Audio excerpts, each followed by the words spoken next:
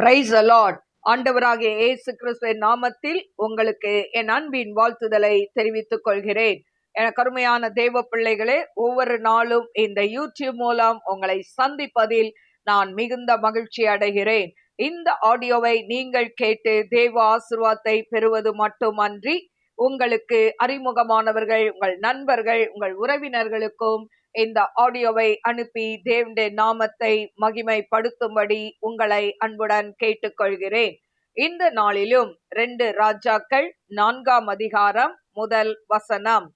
தீர்க்கதரிசிகளுடைய புத்திரரில் ஒருவனுக்கு மனைவியாய் இருந்த ஒரு ஸ்ரீ எலிசாவை பார்த்து, உமது அடியானாகிய என் புருஷன் இறந்து போனான்.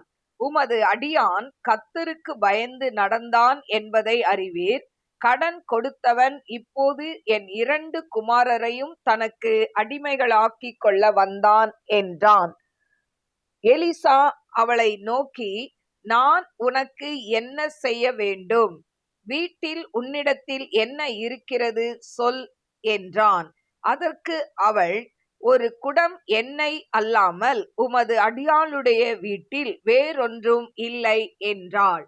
அப்பொழுது அவன், நீ போய் உன்னுடைய அயல் வீட்டுக்காரர் எல்லாரிடத்திலும் அநேக வெறும் பாத்திரங்களை கேட்டு வாங்கி உள்ளே போய் உன் பிள்ளைகளுடன் உள்ளே நின்று கதவை பூட்டி அந்த பாத்திரங்கள் எல்லாவற்றிலும் வார்த்து நிறைந்ததை ஒரு பக்கத்தில் வை என்றான்.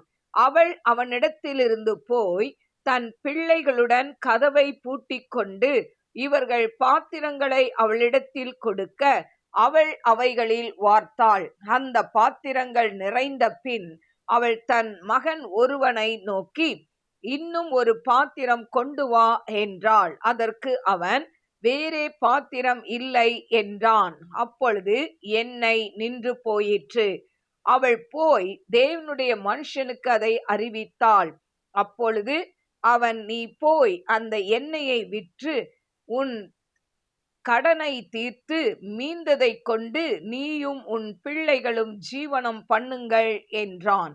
பின்பு ஒரு நாள் எலிசா சூனேமுக்கு போயிருக்கும் போது அங்கே இருந்த கனம் பொருந்திய ஒரு ஸ்ரீ அவனை போஜனம் பண்ண வருந்தி கேட்டு கொண்டாள்.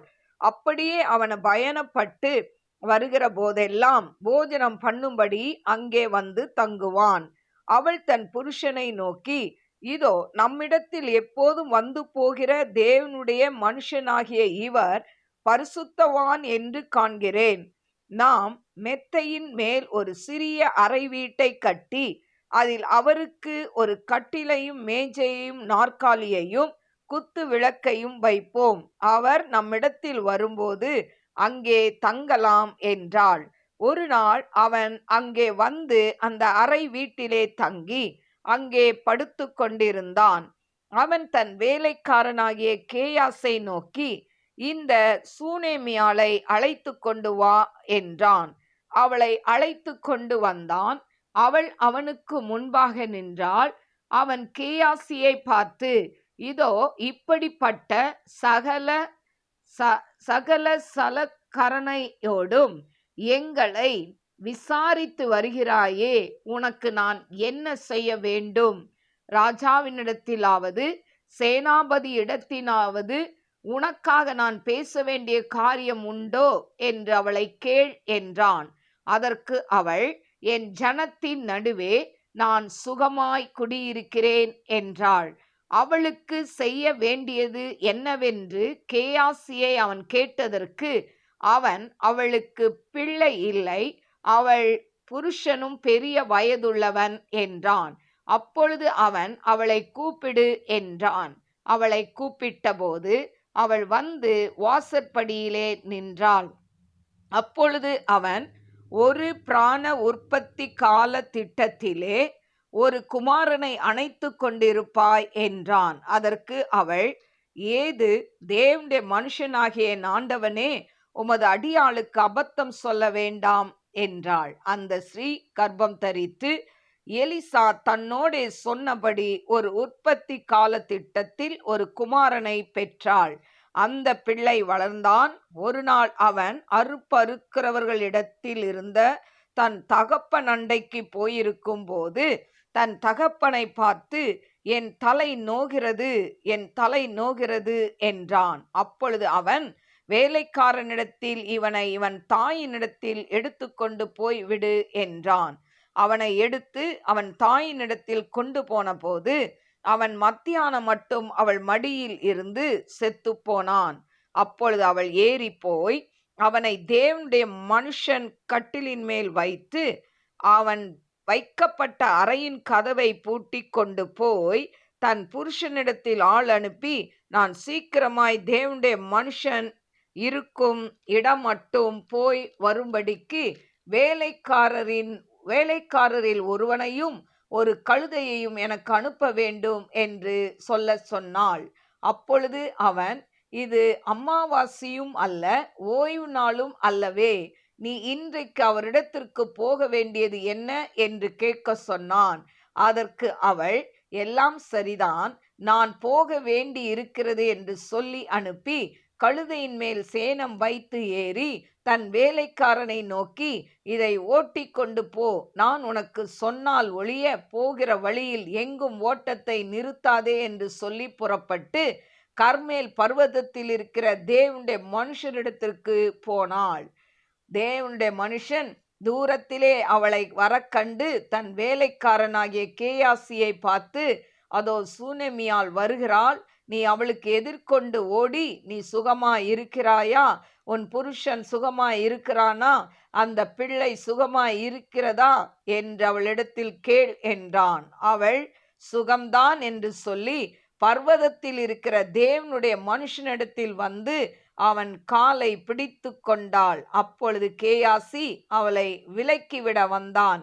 தேவனுடைய மனுஷன், அவளை தடுக்காதே, அவள் ஆத்துமா துக்கமாய் இருக்கிறது, கர்த்தர் அதை எனக்கு அறிவியாமல் மறைத்து வைத்தார் என்றான். அப்பொழுது அவள், நான் என் ஆண்டவனிடத்தில் ஒரு குமாரனை வேண்டும் என்று கேட்டதுண்டோ, எனக்கு அபத்தம் சொல்ல வேண்டாம் என்று நான் சொல்லவில்லையா என்றாள்.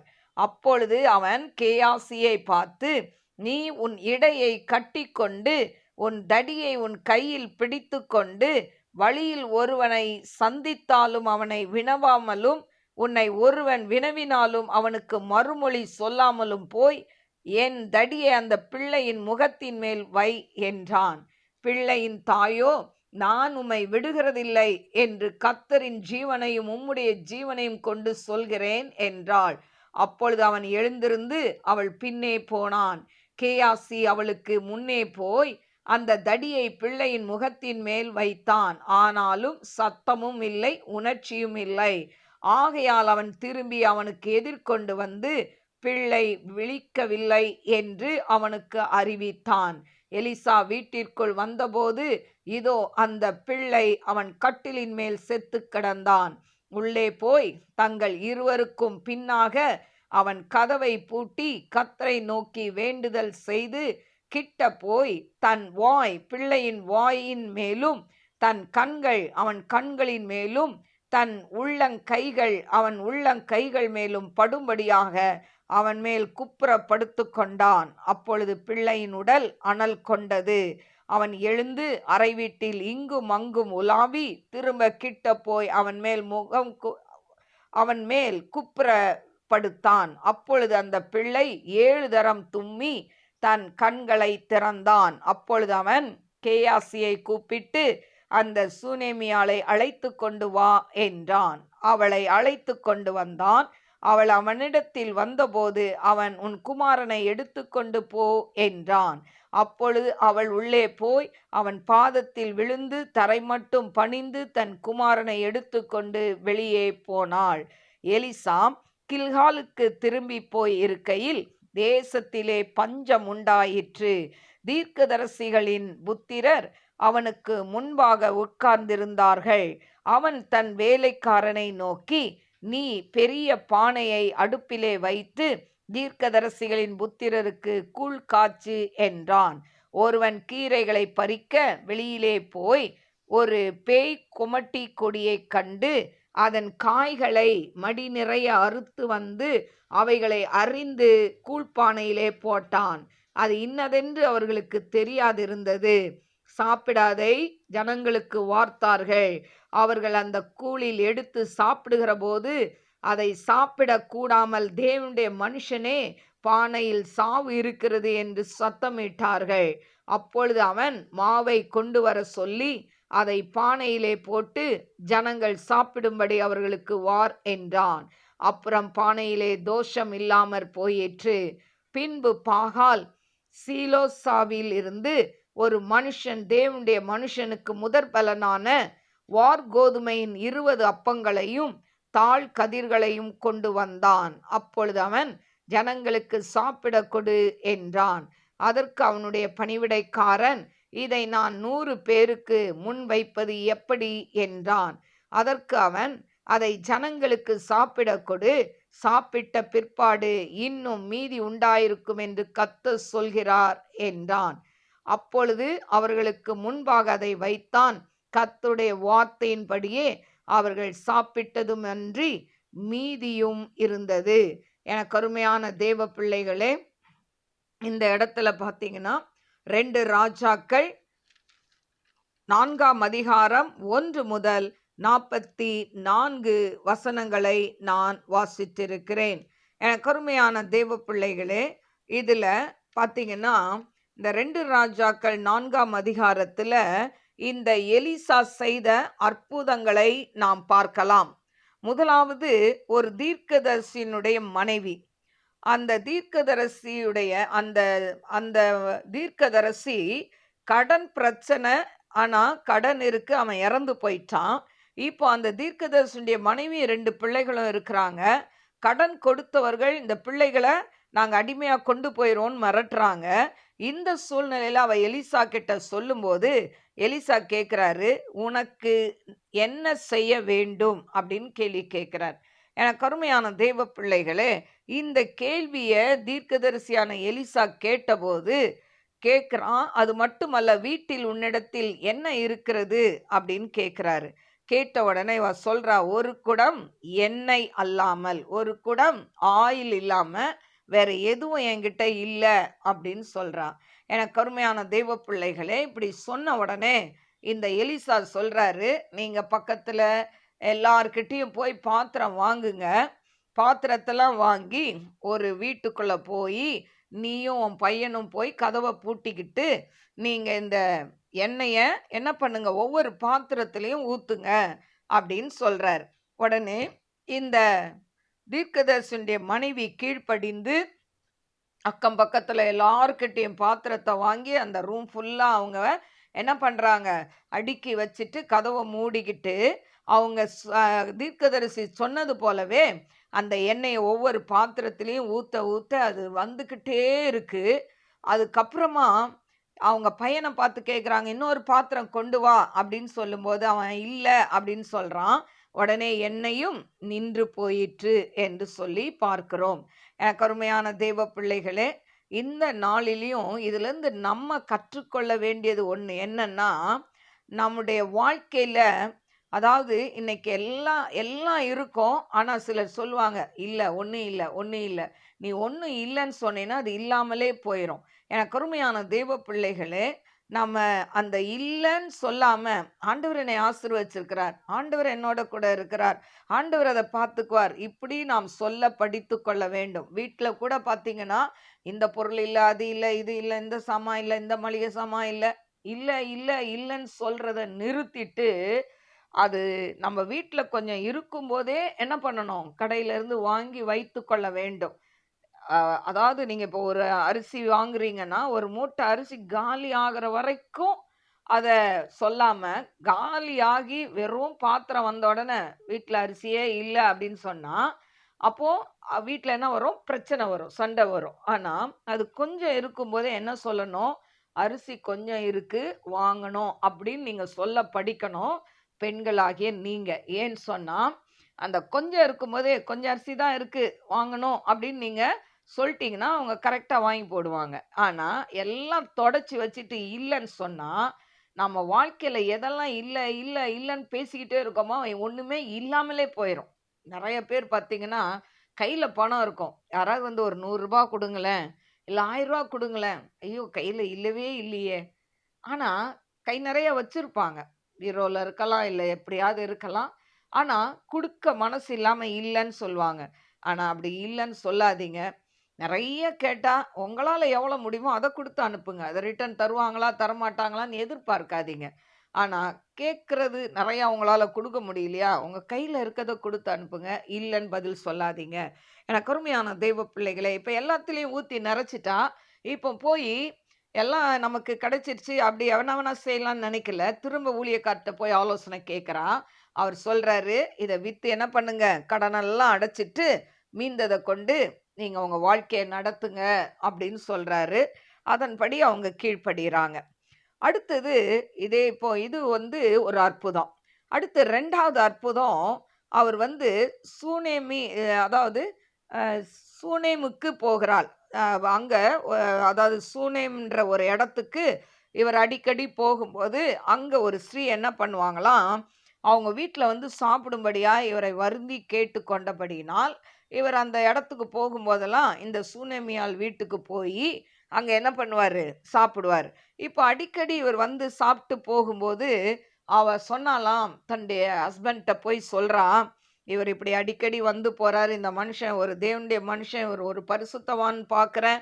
இவருக்கு நம்ம மேல் மாடியில என்ன பண்ணலாம், ஒரு அறைய கட்டி, அவருக்கு ஒரு கட்டில் போட்டு, ஒரு மேஜைய போட்டு, ஒரு நாற்காலிய போட்டு, ஒரு குத்து விளக்க வச்சிரலாம். அவர் வந்து போம்போதெல்லாம் இங்க தங்கிட்டு போகட்டும்." அப்படின்னு சொல்லி தன்னுடைய கணவனிடத்துல கேட்கிறா.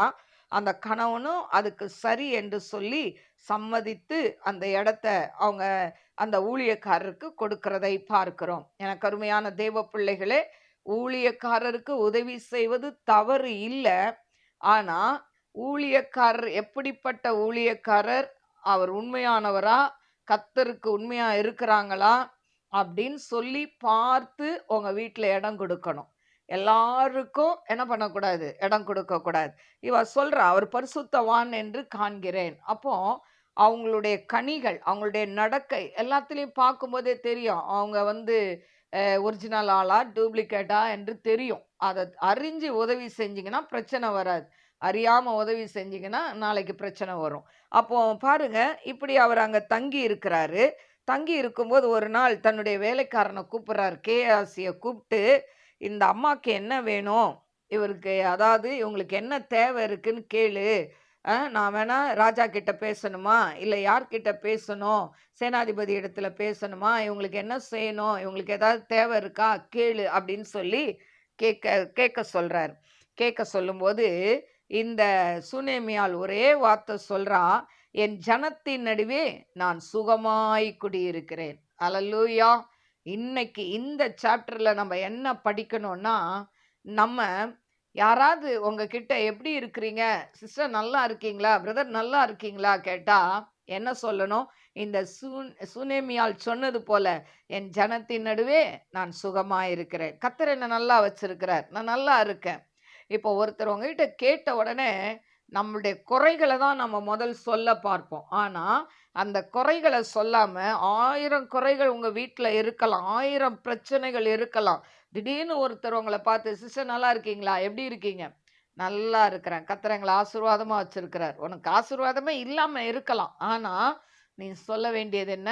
"நான் ஆசீர்வாதமாய் இருக்கிறேன்." அப்படின்னு நீங்க சொன்னீங்கன்னா, அந்த ஆசீர்வாதம் உங்க சிரசுல நீங்க எப்படி பேசுறீங்களோ, அப்படியே அந்த ஆசீர்வாதம் உங்க சிரசுல தங்கும். இப்ப சொல்றா, "நான் என் ஜனங்களுக்கு நடுவுல நான் சுகமா இருக்கிறேன்." ஆனா அவளுக்கு தேவை இருக்கு. அவளுக்கு என்ன தேவையில்ல. அப்ப கேயாசிய விசாரிச்சுட்டு வர சொல்றான். அவன் வந்து சொல்றான், "இவளுக்கு குழந்தை இல்ல. அவனுடைய ஹஸ்பண்டும் வயது அதிகமானவன்." அப்படின்னு சொல்லி சொல்லும்போது, அந்த சூனேமியாள கூப்பிடுறாரு. கூப்பிட்டு என்ன சொல்றாரு, அவ அவளை கூப்பிட்டபோது அவ வந்து நிக்கிறா. அவர் சொல்றாரு, "ஒரு பிராண உற்பத்தி கால திட்டத்திலே ஒரு குமாரனை அணைத்துக் கொண்டிருப்பாய்" என்றான். அதற்கு அவள், "ஏது? தேவனுடைய மனுஷனாகிய என் ஆண்டவனே, உமது அடியாளுக்கு அபத்தம் சொல்ல வேண்டாம்" என்றாள். அப்ப அவ சொல்றா, வேணாம் நீங்க இப்படி சொல்றீங்க." ஏன்னா அவனுடைய ஹஸ்பண்ட் வயது சென்றவன். ஸோ அவ நினைக்கிறா, இனிமே குழந்தை பிறக்காது. அப்போ இவர் இப்படி அதாவது அம், எலிசா சொன்ன உடனே அவளுக்குள்ள அந்த நம்பிக்கை இல்ல. சொல்றா, "ஏன் அபத்தமா பேசுறீங்க? அதெல்லாம் நடக்குமா?" அப்படின்ற மாதிரி அவ சொல்றா. அப்போ எலிசா சொன்னது போல அவ கர்ப்பம் தரித்து ஒரு குமாரனை பெற்று எடுக்கிறாள். இப்ப இந்த பிள்ளை வளருது. வளரும்போது ஒரு நாள் அவங்க அப்பா கூட அந்த தோட்டத்துல, அதாவது லேண்ட்ல போய் அந்த விவசாயம் எடுக்கிற இடத்துல அறுத்துக்கிட்டு இருக்கிறாங்க. அங்க போய் இருக்கிறான். அப்போ திடீர்னு அவனுக்கு தலைவலி வருது. உடனே அப்பா கிட்ட போய் சொல்றான், எனக்கு தலை வலிக்குது, தலை நோகுது அப்படின்னு சொல்லி அவன் சொன்ன உடனே வேலைக்காரனை விட்டு அவங்க அம்மாட்ட கொண்டு விடுன்னு சொல்றாங்க. இப்ப அம்மா கிட்ட வந்தோடனே அவங்க அம்மா மடியிலேயே படுத்து சாயங்காலம் வரைக்கும் அப்படியே படுத்து கிடக்குறான். ஆனா சாயங்காலம் அவன் இறந்து போயிட்டான்.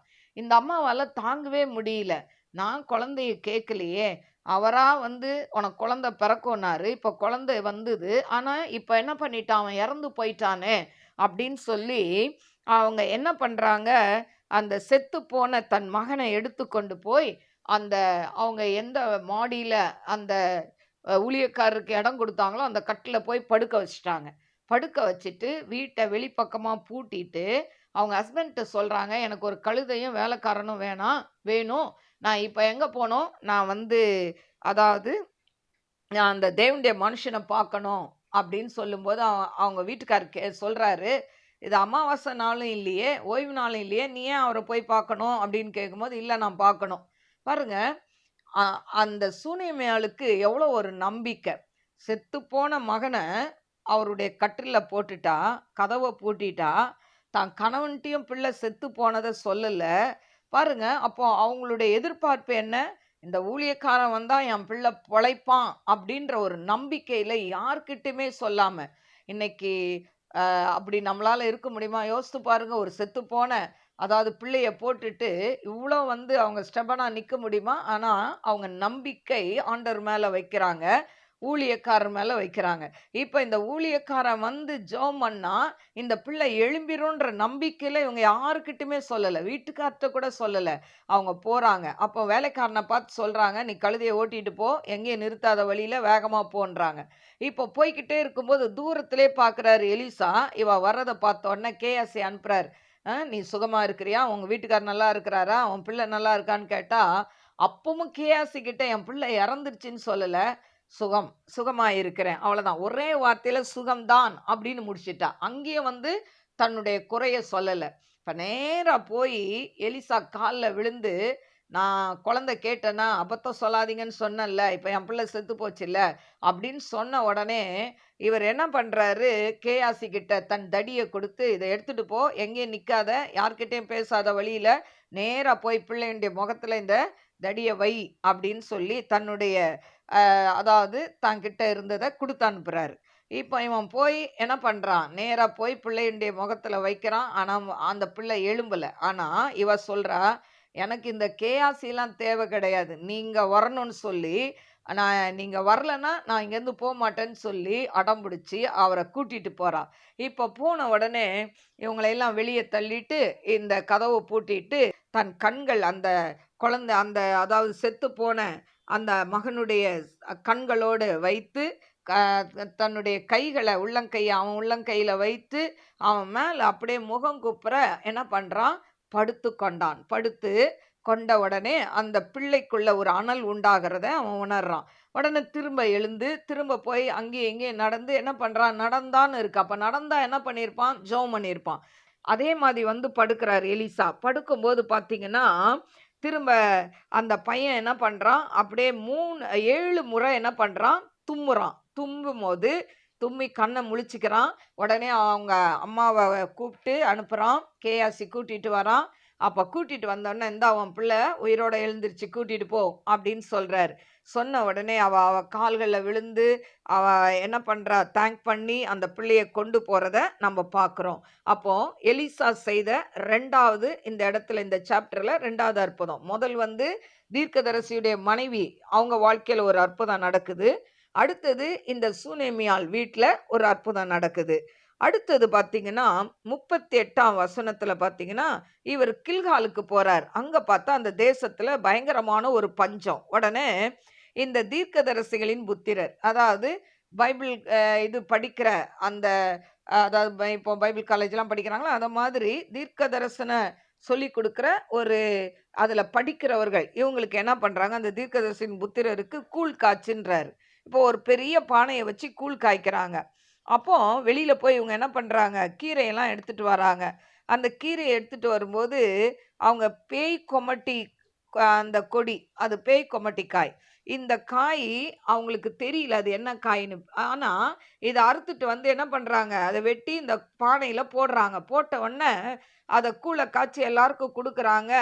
அது அத வாயில வச்சு பார்த்த உடனே, அப்போ அவங்க என்ன பண்றாங்க, தேவனுடைய மனுஷனே பானையில சாவு இருக்கிறதுன்னு சத்தமிடுறாங்க. ஒருவேளை அந்த கூழ் எப்படி இருந்ததோ, ஒருவேளை குடிச்ச உடனே கசப்பா இருந்ததா, எப்படி இருந்ததுன்னு தெரியாது. அவங்க என்ன பண்றாங்க, அவங்க சத்தமிட்டு எலிசாவ கூப்பிடுறாங்க. கூப்பிட்ட உடனே, அவன் கொஞ்சம் மாவு எடுத்துட்டு வாங்கன்னு சொல்லி, அத என்ன பண்ணியிருப்பாரு, அந்த மாவ கொண்டு வர சொல்லி அத பானையிலே போட்டுன்னு இருக்கு. அப்ப அந்த மாவ கொண்டு வர சொல்லி நிச்சயமா எலிசா என்ன பண்ணியிருப்பாரு, ஜெபம் பண்ணியிருப்பாரு. ஜெபம் பண்ணி அது உள்ள போட்ட உடனே, அந்த அப்புறமா எல்லாத்துக்கும் எடுத்து குடுங்கன்னு சொல்லும்போது, அந்த பானையில இருந்த தோஷம் போயிடுச்சுன்னு சொல்லி பைபிள்ல பார்க்கிறோம் 41ஆம் வசனத்துல.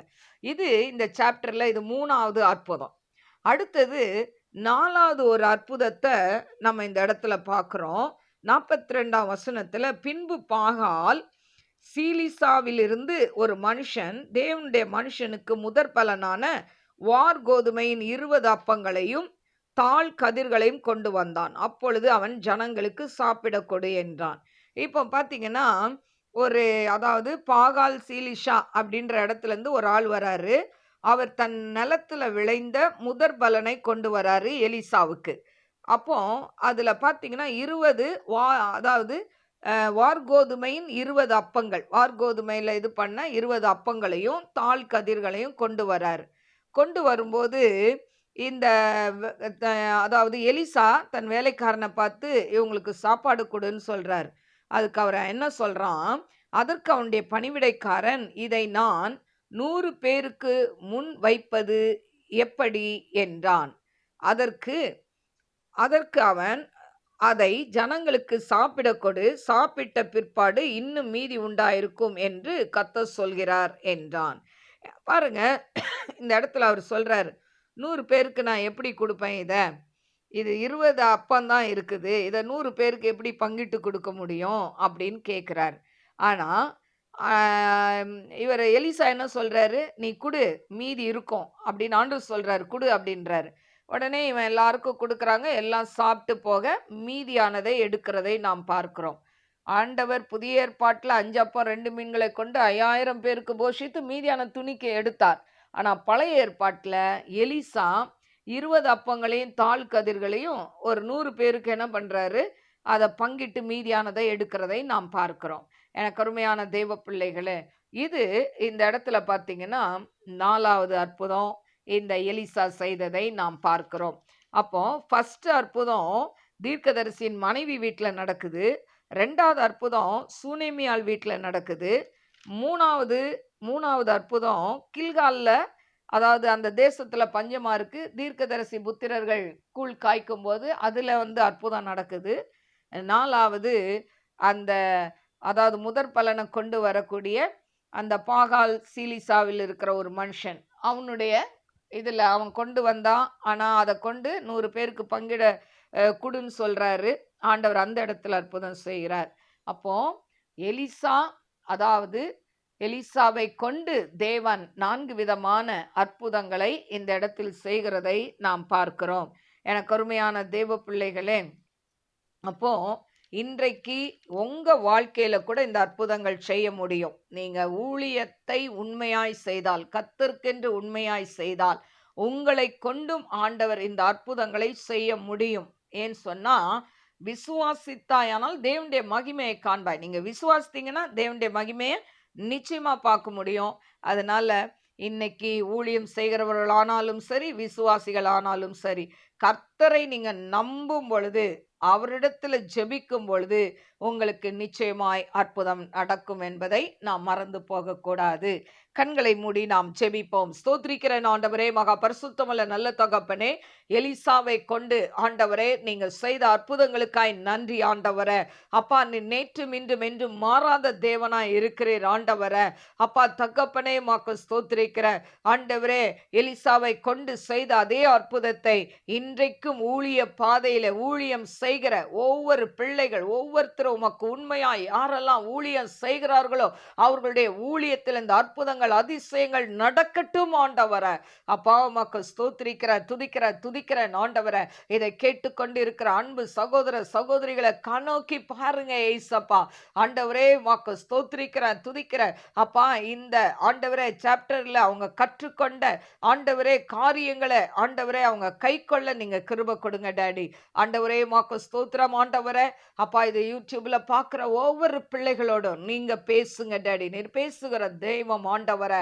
அப்பா உம்முடைய கரத்துல தாழ்த்தி ஒப்பு கொடுக்கிற ராஜா, நீங்க பொறுப்பெடுத்துக் கொள்ளுங்க.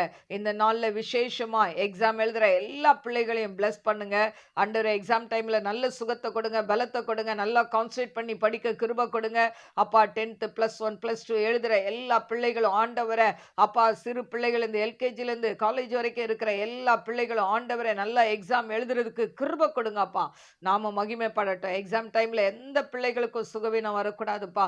நல்ல சுகத்தோடு பலத்தோடு அப்பா எழுத உதவி செய்யும். பிள்ளைகளுக்கு விரோதமாய் செயல்படுகிற எல்லா மாந்திரிக வல்லமைகள், பொறாமை நாவி, வன்கடி நாவி, எரிச்சலி நாவிகள் அக்னியால எரித்து போடுங்க ஆண்டவரே. ஒன்றும் பிள்ளைகளை தொடாதபடி வேல் எடுத்து பாதுகாத்துக் கொள்ளுங்க. இயேசுவின் நாமத்தில் கேட்கிறேன் பிதாவே, ஆமென். God bless you. God bless you.